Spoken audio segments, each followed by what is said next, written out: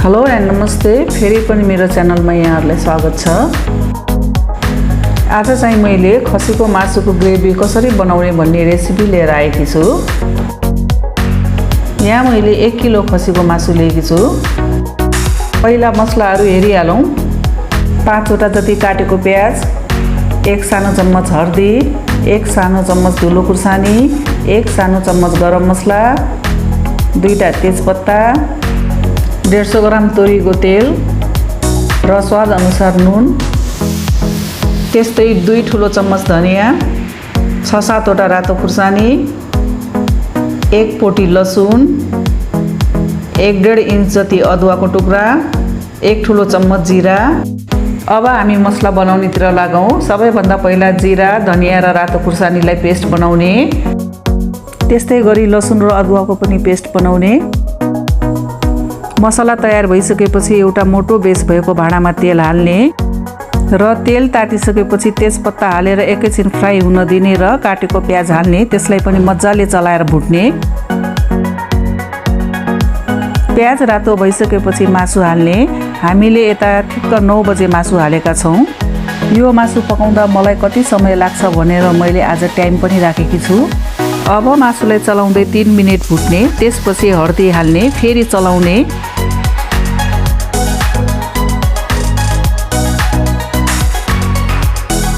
अब यसलाई ढक्कन लगाएर हामीले 4 मिनेट जति छोपेर पाक्न दिने। अब ढक्कन खोलौं र चारैतिर पल्टाएर चलाउँदै पकाउने।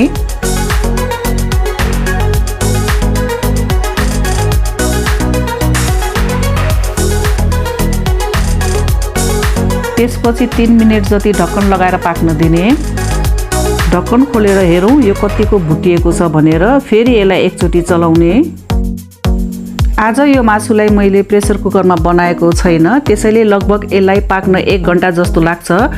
हामीले यसलाई टाइममा चलाउँदै ढक्कन लगाउँदै पकाउनु पर्ने हुन्छ।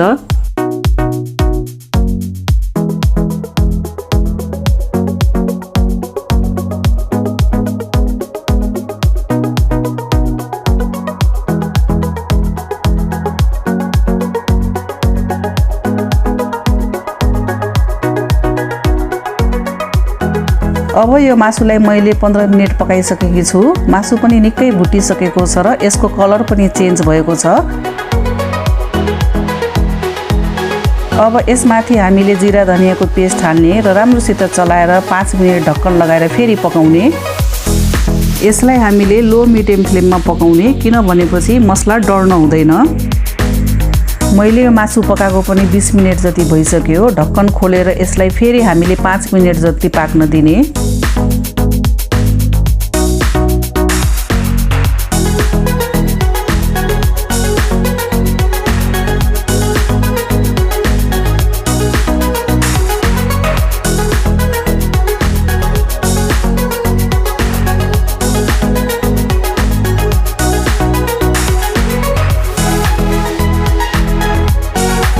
अब यो मासु पकाउन लागेको पनि 25 मिनेट भइसकेको छ। यसमाथि हामीले अदुवा र लसुनको पेस्ट हाल्ने, त्यस्तै गरी रातो धुलो खुर्सानी पनि हाल्ने अनि चलाउने। फेरि छोपेर 6-7 मिनेट पाक्न दिने, तर हामीले यसलाई टाइममै चलाउँदै गर्नुपर्छ।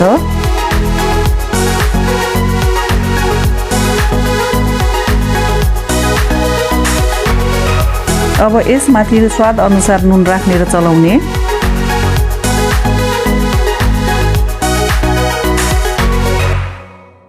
अनि आधा कप जति पानी हालेर ढक्कन लगाएर 3 मिनेट जति पाक्न दिने।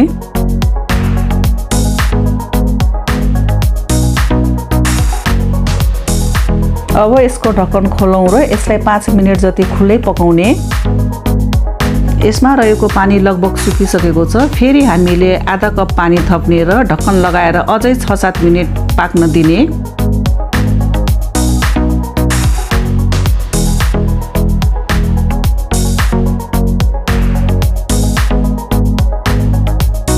जब यो उम्लिन सुरु हुन्छ यसलाई हामीले लो फ्लेम गरेर फेरि पकाउने। अब यो मासु पकाउन थालेको पनि 47 मिनेट जति भइसक्यो। यसलाई हामीले ढक्कन खोलेर फेरि चलाउँ र यसलाई लगभग अझ 7-8 मिनेट पकाउनु पर्छ। 7-8 मिनेटपछि यसको ढक्कन खोलौँ र यसमाथि अलिकति गरम मसला हालौँ। गरम मसला हालिसकेपछि यसलाई 4-5 मिनेट पाक्न दिने।